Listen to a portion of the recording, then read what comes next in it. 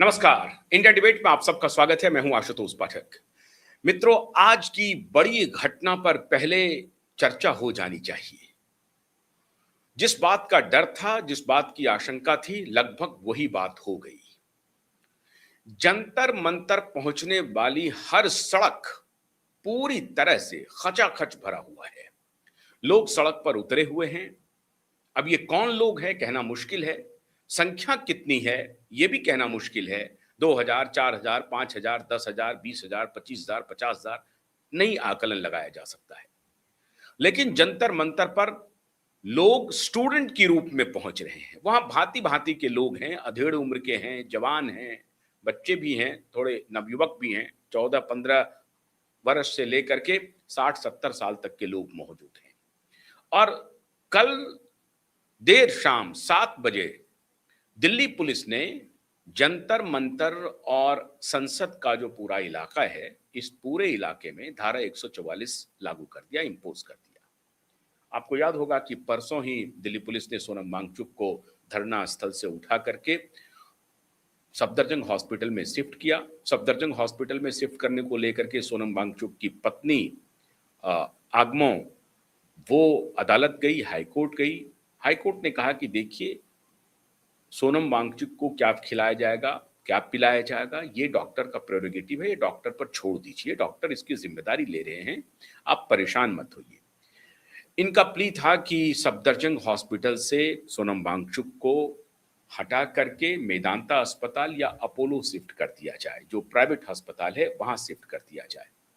लेकिन सरकार ने, अदालत ने इसकी अनुमति नहीं दी और हॉस्पिटल वालों ने कहा कि भाई, जब तक हमें कोई आदेश नहीं आएगा हम यहां से कैसे रिलीज कर सकते हैं। तो इस प्रकार से सफदरजंग हॉस्पिटल में ही सोनम वांगचुक जी की इलाज चल रही है। अब अगली कहानी यह है कि कल रात बड़ी तेजी से एक घटनाक्रम हुआ और आप हैरान हो जाएंगे। रात 9 बजे के बाद ऐसा लगने लगा कि आज सुबह यानी 20 जुलाई को जंतर मंतर से ये आंदोलन आगे बढ़ेगा या आंदोलन समाप्त हो जाएगा। सोनम वांगचुक भी एक तरह से कॉल दे रहे हैं कि सारे लोग जंतर मंतर से संसद पहुंचिए। लेकिन कल रात 9 बजे एक ऐसी घटना हुई और इस घटना के ठीक पहले, बल्कि कुछ देर बाद या पहले, शबाना आजमी भी उस घटना स्थल पर पहुंचती हैं। फिर एक जो बिग बॉस की एक बहुत ही थर्ड ग्रेड की एक्ट्रेस हैं, वो भी वहां पहुंचती हैं। शबाना आजमी का जो वेशभूषा था वो भी बड़ा अद्भुत था, लेकिन वो वहां पहुंची। कोई बात नहीं है, वो एक्ट्रेस है, उनको जाने का पूरा अधिकार है, वो वहां पर पहुंची। लेकिन रात 9 बजे एक बहुत जबरदस्त घटना हुई। सोनम वांगचुक की पत्नी ने आकर के जंतर मंतर पे ऐलान किया, घोषणा की कि सरकार ने सोनम वांगचुक के द्वारा दिए गए 3 प्रस्ताव को मंजूर कर लिया है। क्या प्रस्ताव था? पहला प्रस्ताव था कि राजनीतिक पार्टी के नेता, और उनका इशारा था जो सत्तारूढ़ दल है भारतीय जनता पार्टी और जो एनडीए अलायंस पार्टनर के लोग हैं, वो नेता हॉस्पिटल में आकर के हमसे मुलाकात करें। पहली शर्त। दूसरी शर्त, सरकार ये स्वीकार करे कि नीट पेपर लीक जो हुआ है और जो बाकी स्कैम हुए हैं उसकी जिम्मेदारी सरकार ले। सरकार स्वीकार करे कि ये गलती सरकार से हुई है। और तीसरा, कि संसद में नीट पेपर लीक के मामले पर और जो अन्य एजुकेशनल स्कैम हो रहे हैं उसके ऊपर सदन में चर्चा हो। विपक्ष और सत्ता पक्ष दोनों मिलकर के इस पर चर्चा करें। ये 3 महत्वपूर्ण। और चौथा है कि भारत की एजुकेशन व्यवस्था में सुधार के लिए एक उच्च स्तरीय समिति का गठन हो। ये मोटे तौर पर 4 उन्होंने प्रपोजल सरकार के सामने रखे। चारों प्रपोजल मानने योग्य है। पहला प्रपोजल था कि भाई आपके नेता आकर के हमसे मुलाकात करें। दूसरा प्रपोजल था कि एक सरकार स्वीकार करे अपनी गलती। तीसरा प्रपोजल था कि सदन में इसकी चर्चा हो। और चौथा था कि एक बड़ी उच्च स्तरीय समिति बने। अब सोनम वांगचुक की पत्नी का वो वीडियो अभी हमारे पास नहीं है, वरना हम वो वीडियो भी आपको दिखाते। लेकिन ये घोषणा होते ही लगातार कोहराम मच गया और जो इकोसिस्टम था उनको लगने लगा कि ये सोनम वांगचुक ने तो अपना पूरा स्टैंड बदल लिया। पहले स्टैंड था कि नहीं, शिक्षा मंत्री का इस्तीफा होना चाहिए और इसके नीचे हम कुछ भी कबूल नहीं करेंगे। यह सोनम वांगचुक का डिमांड था। यही डिमांड उस पार्टी का है जो पार्टी वहां पर ऑर्गेनाइज कर रही है, कॉकरोच पार्टी की। उनका भी यही डिमांड था कि शिक्षा मंत्री के इस्तीफे के नीचे हम कुछ भी हमको मान्य नहीं है। तो पूरा इकोसिस्टम ये कहने लगा कि सोनम वांगचुक जी अपने मुख्य डिमांड से पीछे हट गए, मुकर गए। इतना ही नहीं, एक इकोसिस्टम में से एक ने तो ये आरोप मढ़ दिया सोनम वांगचुक के ऊपर कि सोनम वांगचुक संदेह के घेरे में है और पूरा शक है कि सोनम वांगचुक निश्चित रूप से मोदी के स्टूज हैं। सोनम वांगचुक मोदी के एजेंट हैं। ये चलना शुरू हो गया।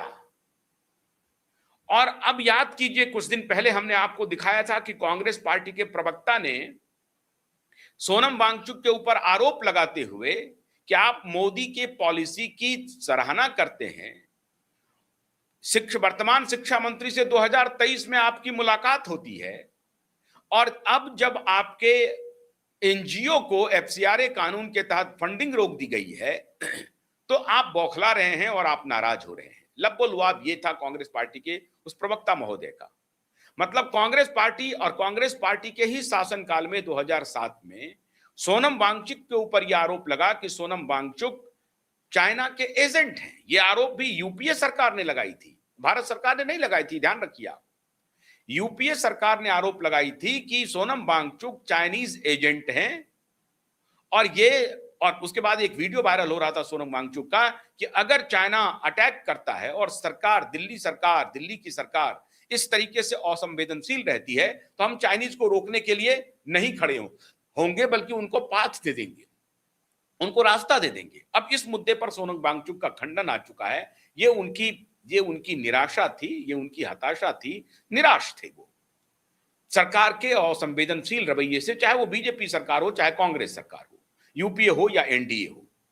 लद्दाख को लेकर के जो सरकार की तरफ से असंवेदना थी, उसके ऊपर उनकी निराशा थी और निराशा के भाव में वो कुछ ज्यादा बोल गए। और ऐसा होता है, गुस्से में व्यक्ति कुछ मर्यादाएं भूल जाते हैं और बोल जाते हैं। लेकिन इसका मतलब ये नहीं है कि आप उसको एजेंट साबित कर दें। ऐसा उनका अभी तक का कोई सबूत नहीं है कि वो चाइना के एजेंट हैं, कोई सबूत नहीं है। ये सरकार भी स्वीकार करती है। आरोप लगाने के लिए कुछ भी कह सकते हैं, लेकिन सरकार भी स्वीकार करती है कि सोनम वांगचुक चाइनीज एजेंट नहीं है। गुस्से में उन्होंने ये बात कह दी होगी कि भाई आप जब नहीं देखेंगे तो हम क्या कर सकते हैं, हम चाइनीज को बोल देंगे कि चले जाओ। इस तरह की बात हुई होगी। उसको out of proportion, out of box analyse करने की आवश्यकता नहीं है। और सोनम वांगचुक जो इशू उठा रहे हैं वो इशू महत्वपूर्ण है और इस उनके इशू के साथ पूरा देश है। और इसीलिए उन्होंने कहा कि भाई हम फास्ट क्यों कर रहे हैं। फास्ट में हमारा एजेंडा ये नहीं है कि मंत्री इस्तीफा दे दे, सरकार इस्तीफा दे दे, सरकार चली जाए। बिल्कुल मेरा एजेंडा नहीं है। मेरा एजेंडा है कि सरकार जिम्मेदारी ले, सरकार जिम्मेदारी से भागे नहीं और सरकार डिक्टेटर नहीं हो कि अगर कोई बात कहना चाह रहा है कोई तो सरकार उसको सुने नहीं। सरकार को लगा कि यह पक्ष बिल्कुल जायज है और इस पक्ष के साथ मोटे तौर पर मैं आपको बताऊं, जो आंदोलन अभी हो रहा है, मोटे तौर पर देश की एक बहुत बड़ी राय सोनम वांगचुक के पक्ष में है कि सरकार इसकी जिम्मेदारी ले कि हां उनसे गलती हुई है। उनसे क्या गलती है, पूर्ववर्ती सरकारों से भी गलती होती रही है। ये एक सिस्टमेटिक फेल्योर है और सिस्टमेटिक फेल्योर की गलती जो वर्तमान सरकार है वो अगर लेती है तो इससे सरकार का सम्मान बढ़ता है, इससे सरकार का अपमान नहीं होता है, इससे सरकार का सम्मान बढ़ता है। और सरकार ये कहे कि देखिए पेपर लीक तो पूर्ववर्ती सरकारों के भी कार्यकाल में हुए हैं, हमारे कार्यकाल में भी हुए हैं और हम इसको रोक नहीं पाए हैं, ये हमारी अक्षमता है, हम अब इसको दुरुस्त करने की गारंटी देते हैं। बस इतना ही डिमांड था। और ये डिमांड बिल्कुल जायज है। आप सरकार के बाकी मल्टीप्लिसिटीज में जाने की आवश्यकता नहीं है, बिटवीन द लाइन पढ़ने की आवश्यकता नहीं है।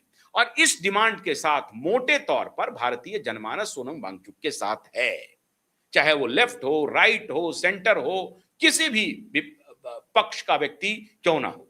लेकिन अब अगर सोनम वांगचुक किसी एजेंडा के हिस्सा हो रहे हैं तो सरकार ने इसको भांप लिया और यही मास्टर स्ट्रोक चल दिया मोदी ने। मोदी को पता था कि सोनम वांगचुक एक रैशनल व्यक्ति है और इमोशनली कई बार उनका आउटब्रेक आ जाता है, इमोशनली थोड़ा सा वो टूट जाते हैं तो कोई ऐसी बात बोल देते हैं। लेकिन सरकार संवेदनशीलता के साथ सोनम वांगचुक के साथ बातचीत का रास्ता अख्तियार किया और शाम शाम सरकार का संदेश वांगचुक जी के पास पहुंच गया और वांगचुक ने कहा कि हम रेडी हैं, हम यही तो चाहते हैं कि भाई आप जिम्मेदारी ले लें और कहें कि हमसे गलती हुई है और इस पर दुरुस्त करने के लिए तैयार हो जाइए, संसद में चर्चा कीजिए, बेटर एजुकेशनल पॉलिसी के लिए चर्चा कीजिए। अब इतना कहना था मित्रों कि अपोजिशन की हवा निकल गई, बिटवीन द लाइन ये है, पूरा इकोसिस्टम नाराज हो गया और मोदी के रणनीतिकार ने यह मास्टर स्ट्रोक चल दिया। अब यह बात जंतर मंतर पर नहीं हो सकती थी और इसीलिए गेम प्लान समझिए, अदालत में पीआईएल डाली गई, यूं ही डल नहीं गया कि नहीं उनकी जान खतरे में है, बहुत भावुक हो गए थे पीआईएल वाले, ऐसा नहीं है। पीआईएल डाली गई। अब पीआईएल किसने डाली साहब, मैं पर्दे की पीछे की बात नहीं बताऊंगा, बस ये समझ लीजिए कि पीआईएल डाली गई। पीआईएल डली तो अदालत ने संज्ञान लिया, अदालत ने आदेश दिया कि जान की रक्षा होनी चाहिए। सरकार ने फौरन रिस्पॉन्ड किया और रिस्पॉन्ड करने के साथ ही सरकार एक्शन में आई और एक्शन में आकर के सोनम वांगचुक जी को वहां से सुरक्षित उठा करके अस्पताल में भर्ती किया और वहां बैक चैनल बातचीत खुल गए, निगोशिएशन शुरू हो गया। कौन किस भेष में वहां पहुंच रहा, हो सकता है डॉक्टर के ही भेष में पहुंच रहा हो, इंजेक्शन लगाया जा रहा हो और कह रहा हो कि सर क्यों आप परेशान हो रहे हैं, सरकार रेडी है ना। कहां रेडी है साहब, भेजो ना। हाँ मेरे पास संदेशा आया नहीं सर। कहां से आया है? अरे सर उच्च पदों से आया है। तो क्या है? तो ये बात है, सरकार बातचीत करने के लिए तैयार। अरे तो भाई मैं भी तो कह रहा हूं, मैं कोई सरकार का दुश्मन थोड़ी हूं, मैं थोड़ी मोदी से नफरत करता हूं, बिल्कुल नहीं नफरत करता हूं, या राहुल से या केजरीवाल से, मैं किसी से नफरत नहीं, वो हमारे चुने हुए प्रतिनिधि हैं, मैं नफरत थोड़ी करता हूं। मैं तो सिर्फ ये कह रहा हूं कि सरकार अपनी गलती मानती क्यों नहीं है, सार्वजनिक रूप से माने सरकार ये गलती को। हाँ हाँ सर मान जाएगी, मान जाएगी सरकार, मानेगी सर। अच्छा मानेगी, कोई बात नहीं है, तो हमारा संदेश भेज दीजिए। हाँ ठीक है, उधर से संदेश का आदान प्रदान शुरू हो गया। वो जगह ऐसी है जहां संदेश का आदान प्रदान हो सकता है।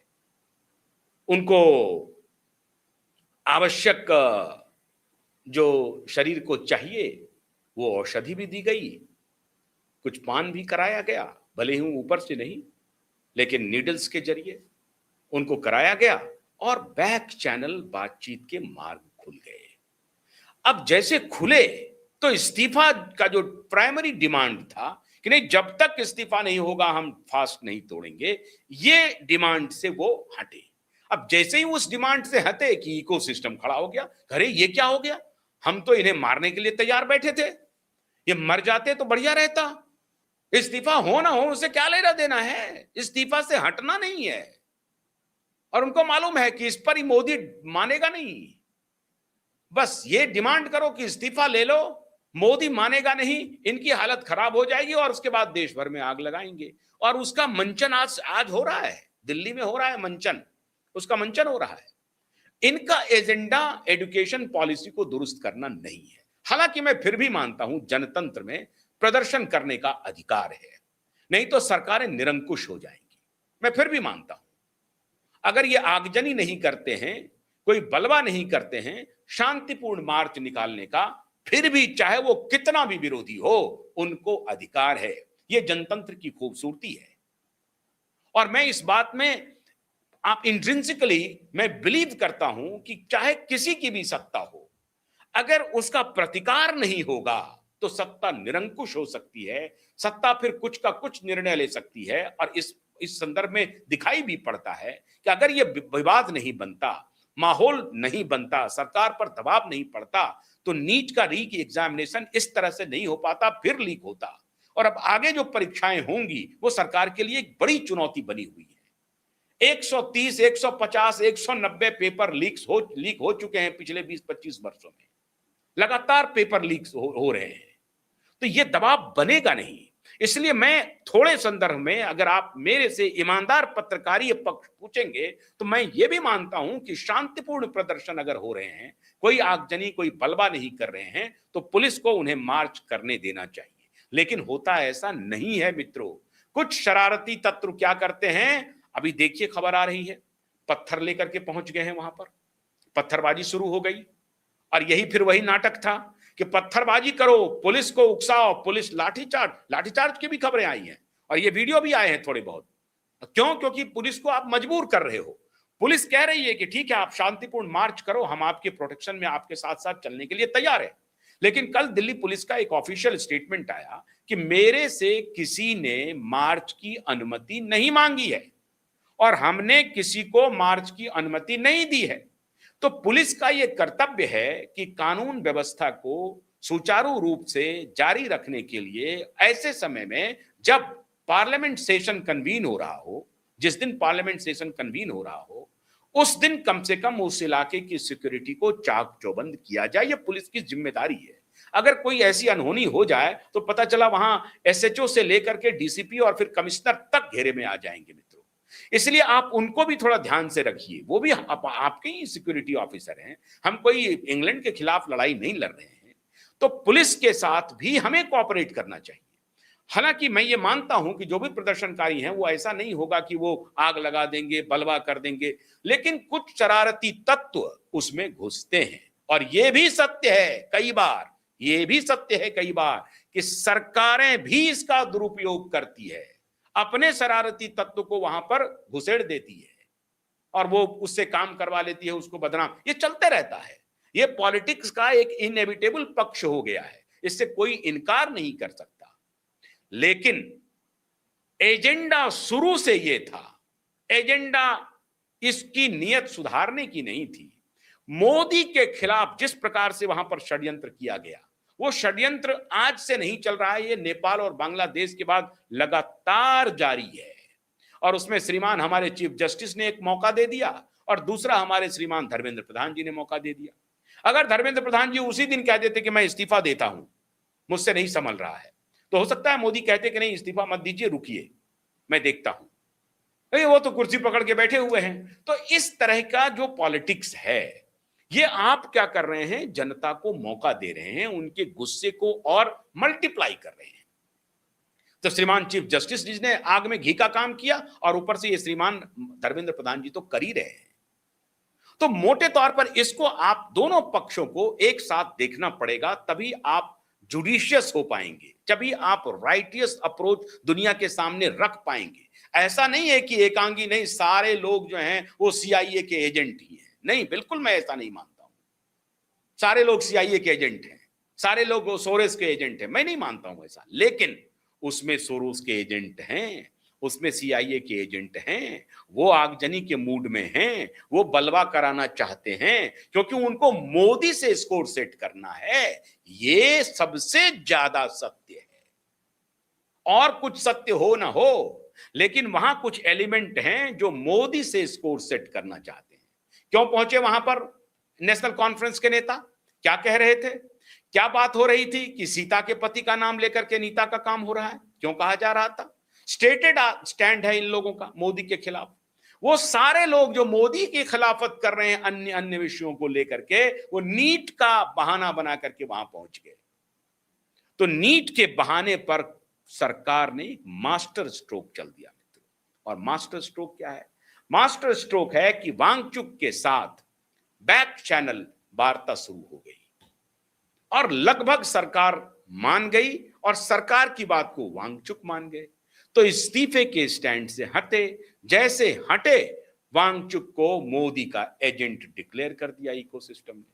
बड़े बड़े पत्रकार जो इस बात में लगे हुए थे, तो मैंने आपको कांग्रेस के कार्यकर्ता, कांग्रेस के स्पोक्स पर्सन की भी बात बताई, इकोसिस्टम की भी बात बताई कि वो कैसे अब वांगचुक को ही, सोनम वांगचुक को ही मोदी का एजेंट घोषित करने में लग गए हैं।